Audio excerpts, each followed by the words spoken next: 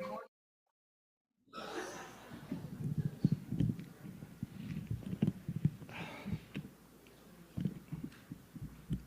right.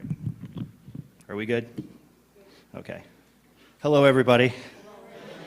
I was late. I told Jolinda and I think Jason's a couple people. I'm like, well, I don't have to worry. There's not going to be anybody there tomorrow anyway. We got the summit salute going on. It's, middle of summer. There's not going to be anybody at church. So, oh well. You showed up. So for those of you that play church roulette and only come once in a while, this is what you landed on today. So.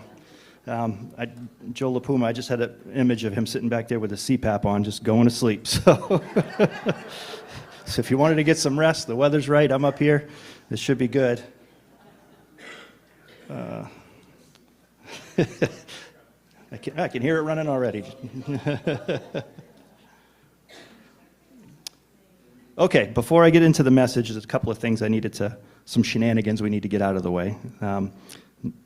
First thing was men at work. I didn't get with Steve today because there's been some stuff going on behind the scenes. And when you're leading up here and you hit somebody up last minute, it kind of gets stressful. So anyway, men at work, you guys that are on the chat group, we put out that tomorrow at 8:30 we got a wood stacking job in Berlin. And that's still happening, and we got a few volunteers showing up for that. But at the same time, which came after we had already scheduled this, Joe Cardasano has getting some cement poured at his house and needs a couple of guys to help, straighten that out, clean it up. And that's going on at 7:30. So if you're interested in either of those jobs, just get with me after the service, and we'll get that straightened out. And I appreciate your support. Thank you. Yesterday was Bill Lockhart's birthday, so we want to wish him a happy birthday, Bill. Yeah. I'm not singing. Okay. Yeah. Yep.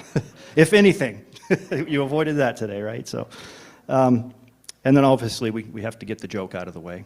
So, for those of you that have heard this one, I apologize, but it stuck with me. So, a woman calls downstairs to her husband that's sitting in the living room, and she says, "Honey, does it ever feel like you get these stabbing pains in your body, like somebody's got a voodoo doll and they're poking it and poking it?" And he goes, "No." And she goes, "How about now?"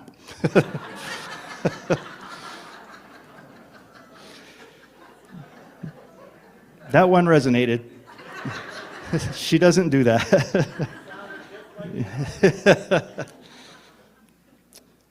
Okay, so now let's get into the Bible.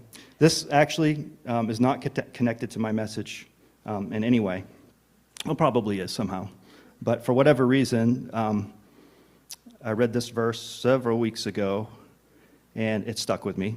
And we did it at the elders meeting, and I've mentioned it to a couple people, so sorry, I'm repetitive. I can be a broken record at times. And I was thinking about that. I was talking about, I had written down, don't be a broken record. And I was thinking about, if we got young people in here, they don't even know what I'm talking about. At some point, we're going to have to scratch that, right? No pun intended. No, just got that. Sorry, I just thought of that. It's good. Thank you. But this has stuck with me for several months. And with everything that's going on right now, everybody, it seems like it's overwhelming. I guess we could say that any day. But it seems like lately in our circle, our tight circle, and especially in our small community, there's always something going on outside that can really get you down. But there's a lot of people that are struggling right now. They're sick. Marital problems, relationship problems, financial problems, you name it. And I will tell you myself, Dwayne got up here and he's got stuff going on there. They're being attacked. And my family this week in particular, it was a rough week, and it was a rough last few days, but I feel strong. We have strength, right? And that's why we're here, to rejuvenate and build that strength back up. We get our tanks filled so we can go back out into this place and we don't know what's going to hit us in the face, right?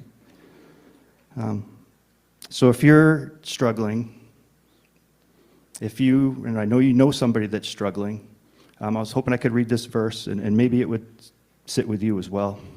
And it's 2 Kings 6, 15 through 17.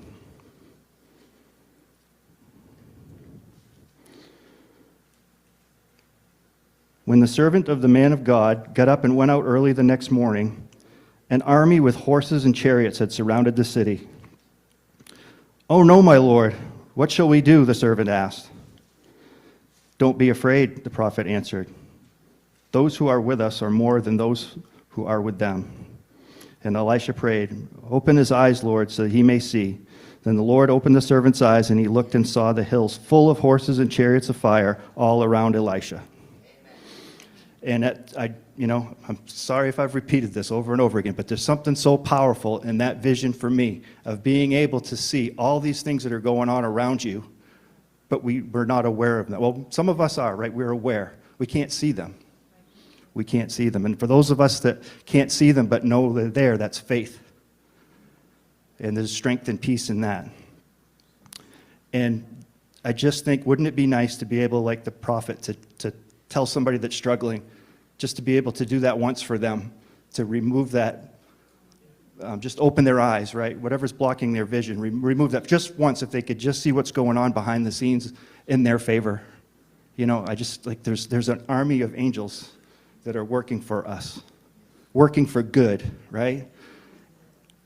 There's so many people that pray. And when I think about these chariots of fire that they can see around them in the dark, to me, that's prayers coming from all these people you don't even know.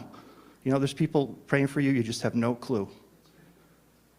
Jesus prays for us. We were talking about that at Coffee with Jesus this week.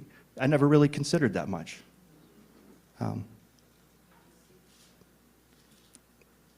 But all that stuff is going on, right? So, and we have to trust in the Lord that the bad stuff that's going on is for a reason. He will be glorified. But faith is knowing that there's chariots of fire and an army of angels surrounding you. And there's many more of them than there are of the bad. So thank you for letting me go there. All right.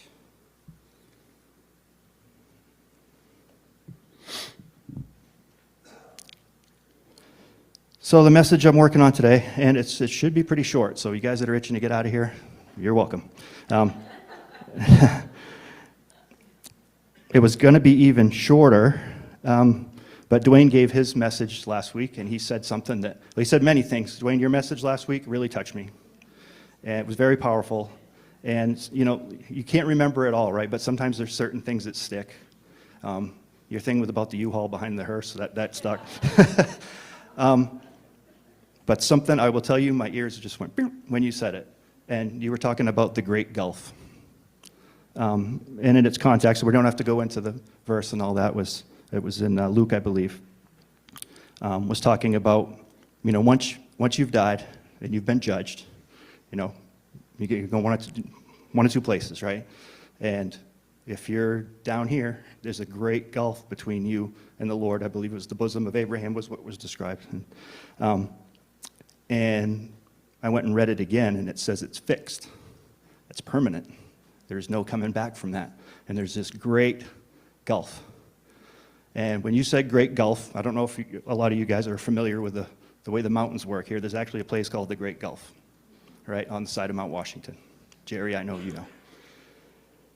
And I was like, wow, I wonder if that name came not just because it's a giant gulf, but maybe, the people that named all this stuff around here most of them were very strong people of faith. And I said, well, maybe that's why they named that, And I tried doing some research, scrolling through my phone and all that stuff, and I can't find that. But it doesn't matter because it started me on this process of just like, okay, I have to talk about this for whatever reason. So, Harry, if you can put that picture up. So that's the Great Gulf. We won't go, I won't tell you everything because there's a lot in this picture, believe.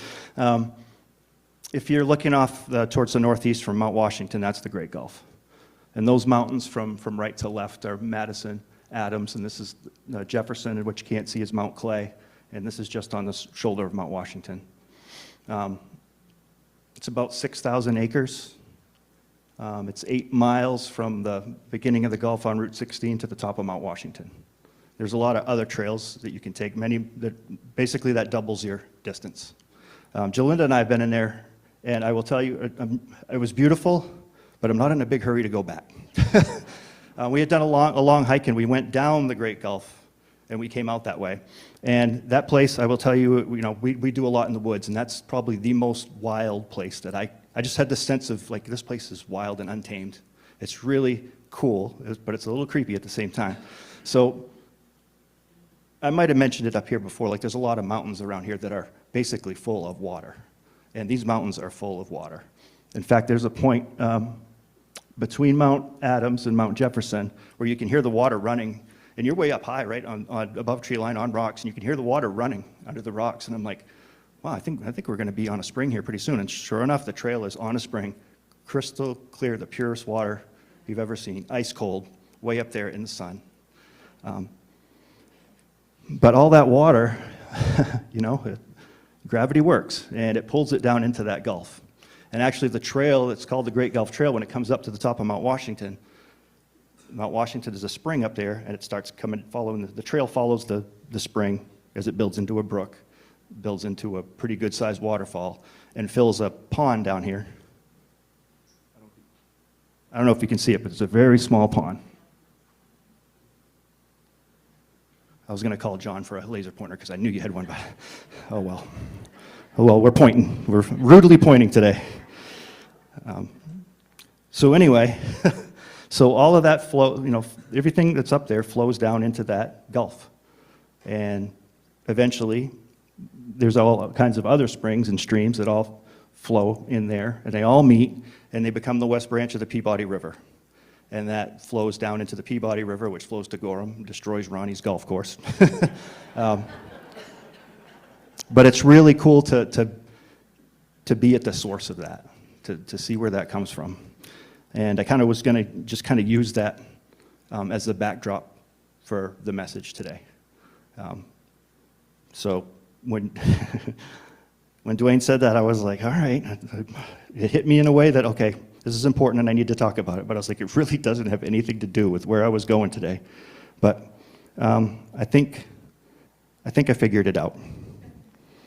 So amazingly, before I forget, John had mentioned Jacob's Ladder. Jacob's Ladder for the Cog Railway is to the left of this. You can't see, it's just over the rise that way. So side note, I do all kinds of side notes. So John, when he opened up, he said he was going to be in John 2. And I looked at Jolene and I was like, oh my God, guess what I'm doing? So we're going to be in John 2. We're going to concentrate on verses 1 through 10. I read this, again, it hit me 2 months ago. I think I talked to Reggie a couple of months ago. It's been a while since I said, I think I got a message. And he kept asking me, I thought you were working on something. And I was like, I am. But it's not, it's just kind of ruminating. It's just there. And this has been going on for a while. And then finally, Louise said, when are you preaching again? I was like, I guess I got to do it. So, but which worked out perfect because I had to wait for a couple things to get said. And Dwayne, thank you for the confirmation. I get confirmation from all kinds of people. Jason and I were talking about it yesterday. Sometimes I need double confirmation because if I get it from some people, I'm like, I don't know if that person's the confirmation I'm looking for. You know what I mean? We joke. So what happens with me is I'll be reading, and I read the Bible. I'm pretty good about being in it every day, and I'm on a different reading plan. I'm on the one from the front of the book, and it's the Bible in a year. And I'll read something, and there's a particular word or a phrase, and it'll just strike me. And sometimes it stops me in my tracks. And I'm just like, all right, I'll come back to it when I finish. Sometimes I have to stop and just keep reading it over and over again. And that happened with this. So what I'll do is we'll just go through it, read it first, and we'll kind of dig in. Dig in. That's something that caught my attention when I was getting ready to do this. The term dig in, I see these phrases or words that make me stop, and then it makes me want to dig in more to what I'm reading. There's something more here. There's more than just what's the surface. Yes, thank you very much. Yeah, on the surface. there's more here, and it makes me want to dig in. And we were talking about digging in. Actually, Jason and I were talking about it yesterday, and I've heard this phrase several times in the last few weeks. And that's if you're in a hole, if you're digging yourself a hole, if you want to get out, the very first thing you got to do is stop digging, right? Yeah, and then you got to get yourself out of the hole. But it just made me think too. I'm like, you got to stop digging your hole, but you should probably dig into this. Start digging into the Word, because He will help you out of that hole.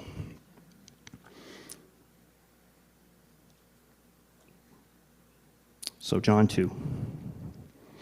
On the third day, a wedding took place at Cana in Galilee. Jesus' mother was there, and Jesus and his disciples had also been invited to the wedding. When the wine was gone, Jesus' mother said to him, "They have no more wine." "Woman, why do you involve me?" Jesus replied, "My hour has not yet come." His mother said to the servants, "Do whatever he tells you." Nearby stood 6 stone water jars, the kind used by the Jews for ceremonial washing, each holding from 20 to 30 gallons. Jesus said to the servants, "Fill the jars with water." So they filled them to the brim. Then he told them, "Now draw some out and take it to the master of the banquet." They did so, and the master of the banquet tasted the water that had been turned into wine. He did not realize where it had come from, though the servants who had drawn the water knew. Then he called the bridegroom aside and said, "Everyone brings out the choice wine first, and then the cheaper wine after the guests have had too much to drink. But you have saved the best till now." And then if you go on to read in 11, it just says that was the first of the signs through which he revealed his glory. But I'm going to basically stick to 1 through 10. So it was this first, if we call it a miracle, right? Does that classify as a miracle, right? Yeah. If you don't know, I'm not school trained in any kind of way. I'm very, very new, and I don't know why I'm up here most of the time. But yeah, next month will be 4 years exactly that I was saved. 4 years alcohol free, not one drink. You want to talk about stop digging? If that's your thing, stop drinking. You will get out of the hole quickly if you can just remove that from your equation, let me tell you. All right, digress. Let's get back to the Word. The thing that stuck out to me, and it's just this weird thing, was nearby stood 6 stone water jars, the kind used by the Jews for ceremonial washing. And when they said the kind used by the Jews for ceremonial washing, I was like, what? Why did they have to say that? Why was, could have been 6 jars. I'm sure there was empty wine jugs all over the place, right? They ran out of wine, so why didn't they fill those?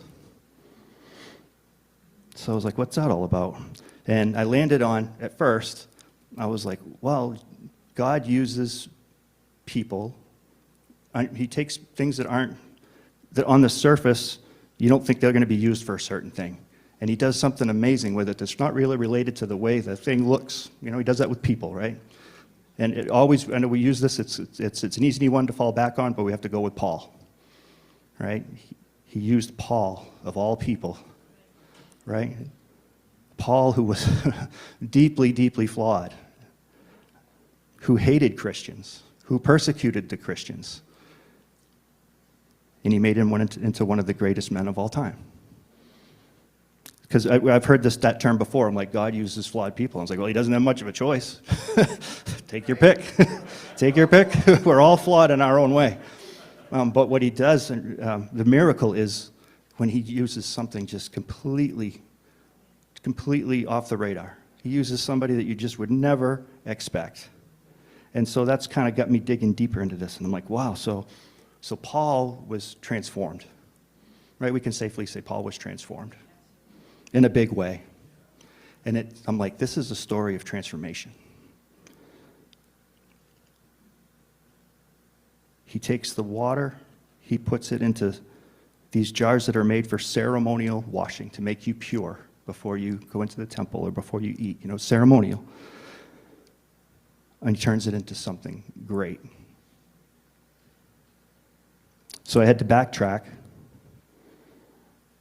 and you go earlier into the chapter, and it's Jesus' mother that kind of starts it. And, she says, they have no more wine. And he's like, that's not my problem. Why are you getting me involved? He said, my hour has not yet come.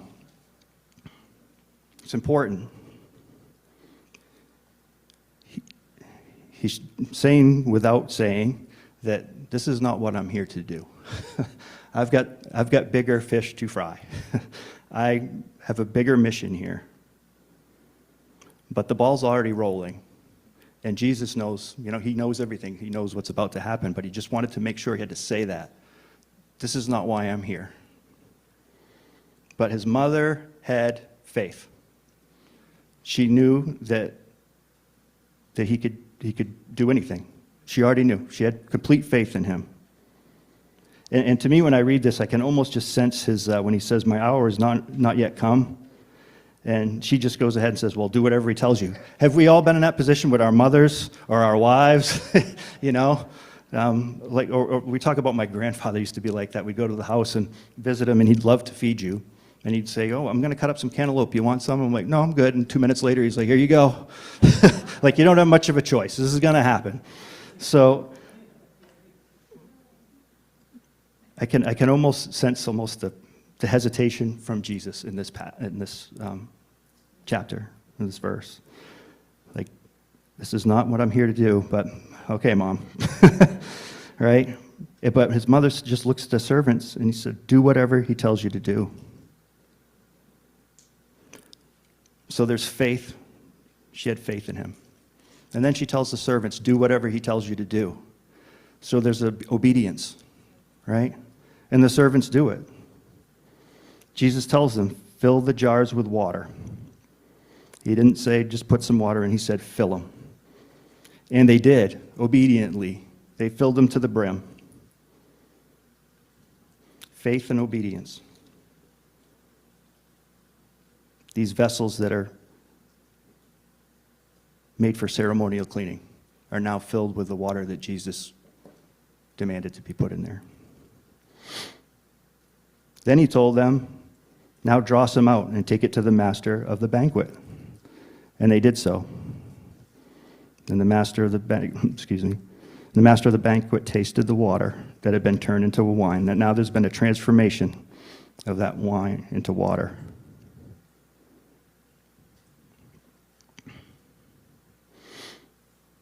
That's amazing. I always just read this and it was like, yep, he turned water into wine. Wow, that's amazing. Cool. All right, next chapter. He performed a miracle. I know he's doing more. Let's read about more. But he said, my hour is not yet come. But he's kind of talking about what he does for us, what he's going to do for us before he does it. That he's here to transform us, or he was here to transform us. And he's still transforming us today. So I started there with the jars that got me interested in this. But the thing that really landed and it just keeps running over and over in my mind is when it's the master of the banquet tasting the wine, and he knows that this is special. He knows it's special. And it even says in the verse, he doesn't know what happened. He just knows it's really, really good. The servants know because they saw the process. So that's what's really, really just excited me, right? I guarantee you, we can all name probably several people in your lives that you know just by looking at them, even if you don't, or you've met people that you don't know. When you look at them, that person is good. That person's good, and you don't know what it is. You just know it's good. Sorry, Ira. You always get picked on, but you popped into my mind when I read this. We're related, but didn't really know you, and I met Ira here, and you just meet him, you know he's good, right? And there's several people here. We can start naming names, but I don't want to leave anybody out, but you always get picked on, so today's your day. You shake his hand, you look in his eyes, and you know he's good. And I think Ira would tell you it hasn't always been that way. There was a transformation long before I ever shook that man's hand and looked in his eye, because he was faithful and obedient, and that's the result. And the master of the banquet recognizes that. And he says another thing. He says, everyone brings out the choice wine first, and then the cheaper wine after the guests have had too much to drink. But you have saved the best till now. So what's happened here is there's been a reversal of order of how things normally go. And Jesus speaks to that, and the Bible mentions it several times. I found 6 different times. We're not going to go into each one, but 3 times he mentions that.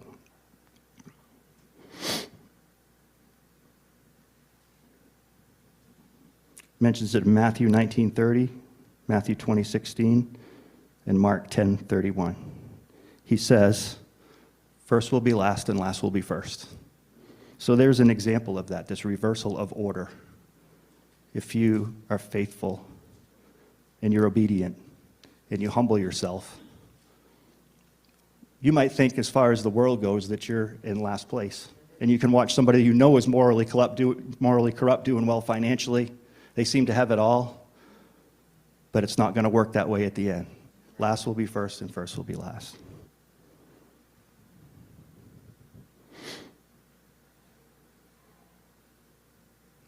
So the master of the banquet has kind of noticed all this. Getting back to that peace and kindness and gentleness and goodness you can see in people. That's also mentioned in the Bible. He talks about being the light of the world.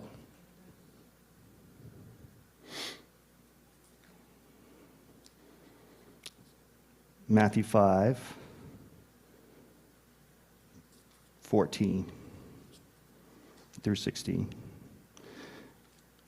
You are the light of the world, a town built on a hill. The light of the world. A town built on a hill cannot be hidden. Neither do people light a lamp and put it under a bowl. Instead, they put it on a stand, and it gives light to everyone in the house. In the same way, let your light shine before others, that they may see your good deeds and glorify your Father in heaven. Good deeds.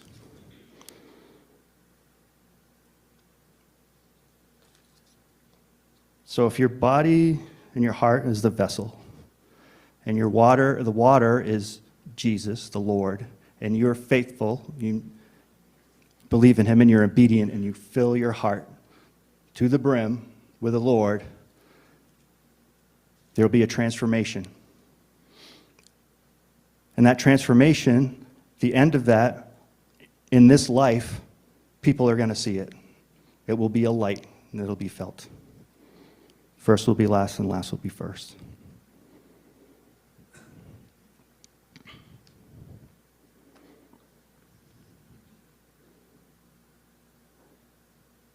But the transformation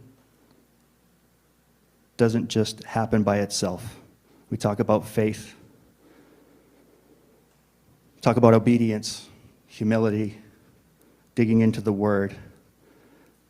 I know I did before I was saved. I just kind of figured, maybe if you just pray, God fixes you. So it doesn't work like that. You can have all the faith in the world. You can't just lay there and go, fix me. Yeah, I'm going to just lay here, just fix me. I know, God, I love you, and you're just going to fix me. I'm just going to lay here, and everything's going to be good because I love you, and you love me. We have to take part in this transformation. There are things we have to do. There's a rule book, if you follow it. Surrender, give your heart to the Lord, read the Word, obedient to the T, and the transformation will take place. So that kind of brings me back to the Great Gulf. So last week we talked about the Great Gulf as permanent and fixed. And when you die, it is. But in this lifetime, it doesn't have to be. There's a trail that's called the Gulfside Trail, and it follows all the northern presidentials, goes all the way to the top of Mount Washington. And when you go across there, I think it's only like 6 miles, but Mount Washington looks really, really close. And you can see the summit buildings and the cog railway and all that stuff the whole way across pretty much. And it just seems like it's never getting closer. But it's there and you can see it. And if you just keep moving forward and stay on the trail, you'll be fine and you'll get there. But it's not easy. It's hard. I've done this a few times, and you can do a whole presidential traverse. I did it with Eric Hooter a few weeks ago, and I always struggle between Mount Jefferson and Mount Washington because it looks like it's right there. And you know you're going to get some rest. You're going to get some coffee, get some pizza, and that seems to be the goal, right? So there's this goal that you can see. And there's this great gulf beside you, which if you went down into, would not be good. And a lot of people will try to escape storms or whatever and go down into the Great Gulf, and they get more lost than they ever thought they would, and a lot of people die because it's really rugged down there. Get stuck, they get into places they can't go up, can't go down, and let's go up in the spring, and they think it's nice, and they'll go down into the snow, deeper snow than they ever thought would be there, and they get stuck and they die. But if you stay across the top, you stay on the path and work hard and don't deviate from it, you'll get where you need to go, even though it seems like it's just never going to come. So for me, the gulf that I thought about when Dwayne was speaking, I'm like, I don't want that gulf to be permanent. I don't want it to be permanent. So in order for it not to be permanent, you have to close the gap, and you have to get past this gulf to the goal, which for demonstration purposes today is Mount Washington, right? But ultimately, right, we want to go to heaven. We want to be with the Lord, right? We don't deviate from the path. The cool thing is, well, there's many cool things. If you do find yourself lost, and most people will tell you, get down into the Gulf, and if you follow water, it'll lead you out. It'll lead you out. But for what we're talking about today, I want to talk about that trail that I talked about originally, that it originates from the source, right? So if you want to get back to the summit where you were headed originally, you have to follow the water, the living water, back to the source, which is at the top of the mountain. So when I wrote this, I didn't really write it, I just thought about what I was going to talk about. Dwayne, you'd be proud of me. That's all I did today. I had 6 pages written last night. I was like, nah, it's not working. So what's the point? The point is, first of all, that the Bible is an amazing thing. The Bible is amazing. It's a spring that never dries up. You can keep going to a well that never dries. You can just keep going and drawing water from it. When you think you've read something once or twice and you think you got it all figured out, read it again when you're in a different headspace, when something else, you're more experienced in life. Certain things have happened. Time has passed. Things resonate differently. The Bible is an amazing thing. Secondly,